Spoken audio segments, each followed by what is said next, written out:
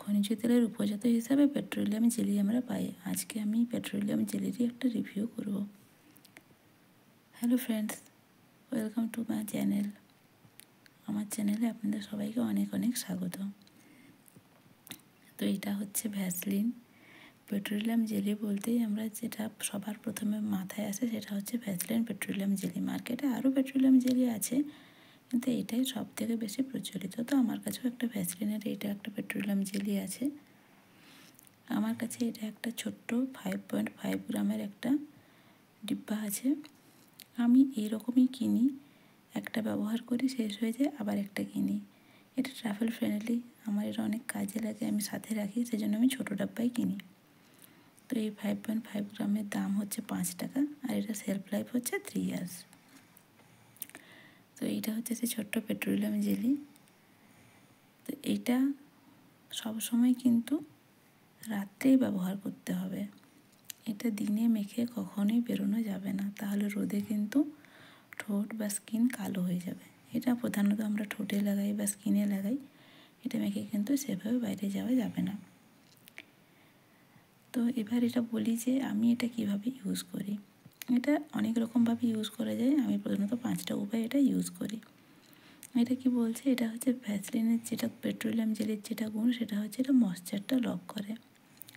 আমরা সবাই কি ভুলটা করি, আমরা সবাই পেট্রোলিয়াম জেলিটা প্রথমে মেখে নিই। মেখে নেওয়ার পরে কিছুক্ষণ পরে দেখি সেটা মুছে যাচ্ছে, কোনো কারণে কোথাও লেগে যাচ্ছে, যেভাবে হোক, কিন্তু আমরা দেখছি যে স্কিনটা খুব একটা ময়েশ্চারাইজ থাকছে না, অথচ এটা বলছে ময়েশ্চারটা লক করে। আমরা এখানে ভুলটা করি।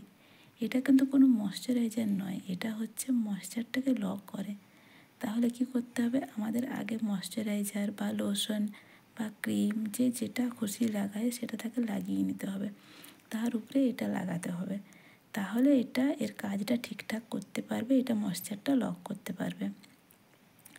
আমাদের স্কিনে ন্যাচারাল অয়েল প্রোডাকশন হয়, কিন্তু আমাদের চোখের চারপাশে কোনো অয়েল গ্ল্যান্ডস নেই। এই জন্য এই জায়গাটাতে খুব বেশি তাড়াতাড়ি রিঙ্কেলস চলে আসে। তো সেক্ষেত্রে রাত্রিবেলায় যদি একটু নাইট ক্রিম যদি কেউ লাগায়, নাইট ক্রিম, নাহলে আমি তো ময়েশ্চারাইজারই লাগাই। ময়েশ্চারাইজার লাগিয়ে তার উপরে হালকা করে ভ্যাসলিন লাগিয়ে নেওয়া যায়, তাহলে কিছুদিনের মধ্যেই একটা তফাৎ দেখতে পাওয়া যাবে যে এই জায়গাটা ভালোভাবে ময়েশ্চারাইজ হয়ে যাচ্ছে এবং এখানে ফাইন লাইন্স যা কিছু আছে সেগুলো কিন্তু ধীরে ধীরে কমছে।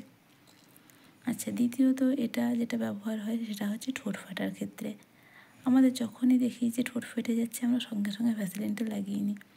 এটা লাগিয়ে নেওয়ার কিছুক্ষণের মধ্যেই, ঘন্টা 2-3-এর মধ্যেই আমরা দেখবো যে ঠোঁটটা পুরো একদম নরম হয়ে গেছে। তারপর একটা ভিজে তুলো দিয়ে যদি মুছে নেওয়া যায়, তাহলে যা কিছু ফাটাফাটি যে ফ্লেক্সগুলো ছিল সেগুলো সব উঠে যাবে, কোনো পাপড়ি কিচ্ছু থাকবে না, একদম নরম ঠোঁট হয়ে যাবে। এবং তার উপরে আবার ঘুরে হয় ভ্যাসলিন, নাহলে পরে কোনো লিপ বাম লাগিয়ে নিলে ঠোঁট একদম নরম থাকবে, আর ফাটবে না। এরপরে যেটা আমরা করি যে আমরা অনেক সময় মেকআপ করি, লিপস্টিক তো আমরা লাগিয়েই থাকি। সেটা আমরা যখনই কোনো কিছু দিয়ে ওঠানোর চেষ্টা করি, যদি কাছে মাইসেলার ওয়াটার না থাকে বা যদি মেকআপ রিমুভার না থাকে, বা অনেক সময় মেকআপ রিমুভার এগুলো দিলে পরেও ঠিকঠাক করে ওঠে না, এই ভ্যাসলিনটা যদি ভালো করে ঘষে নেওয়া যায় আর তারপরে যদি ভিজে তুলো দিয়ে পুরো মুখটা, বিশেষত লিপস্টিকের এরিয়াটা ভালো করে মুছে নেওয়া যায়, তাহলে পরে কিন্তু পুরো রঙটাই উঠে চলে আসে, একটুও কিচ্ছু থাকে না। তারপরে ফেস ওয়াশ করে নিলেই হয়। তো এটা মেকআপ ক্লিনজিং হিসাবেও খুব ভালো কাজ করে। আমি তো এভাবেই লিপস্টিক ওঠাই। এরপরে হচ্ছে যে আমাদের পা তো প্রায় সময়, মানে শীতকাল মানে আমাদের একটু আধটু গোড়ালি ফাটবেই। সেই গোড়ালি ফাটাতেও কী হয়, আমরা ভ্যাসলিনটাকে ব্যবহার করি। আমি যেটা করি যে গোড়ালি ফাটাতে অল্প একটু ভ্যাসলিন নিয়ে সেই জায়গাটাতে লাগিয়ে নিয়ে একটু মোজা পরে নিই। মোজা পরে রাত্রে কিন্তু শোয়া যায় না, কিছুক্ষণ এটা পরে রাখতে হবে, তারপর মোজাটা খুলে নিয়ে রাত্রে শুতে হবে। এইরকম যদি কয়েকদিন করা যায়, তাহলে পরে পা ফাটাটা অনেকটাই কমে যায়। আর হচ্ছে যে একটা ইনস্ট্যান্ট জিনিস, যেটা হচ্ছে যে আমরা হয়তো কোথাও কোনো বাইরে বেরোতে যাব, হঠাৎ করে মাস্কারা নেই, কিন্তু মাস্কারা লাগাবার দরকার পড়ছে, তখন এই ভ্যাসলিনটা মাস্কারার কাজ করে। কোনো পুরোনো মাস্কারা ব্রাশ যদি বাড়িতে থাকে, বা যে কোনো ব্রাশ দিয়ে যদি হালকা করে আইল্যাশের উপরে লাগানো যায়, তাহলে কিন্তু এটা মাস্কারার কাজ দেয়।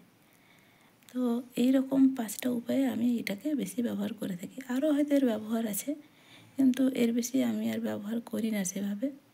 তো ফ্রেন্ডস, এই ছিল আজকের ভিডিওটা কেমন লাগলো সেটা আমাকে অবশ্যই কমেন্ট করে জানাবেন, এবং কোনো কোশ্চেন থাকলেও আমাকে জানাতে পারেন।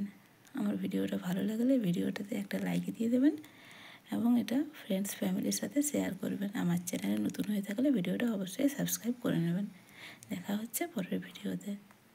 আর এটা টেক্সচারটা এটা দেখানো হয়নি, এটা টেক্সচারটা তো এটা সবাই জানে, পেট্রোলিয়াম জেলি যেরকম হয় এই তো এইটা। তাহলে দেখা হচ্ছে পরের ভিডিওতে।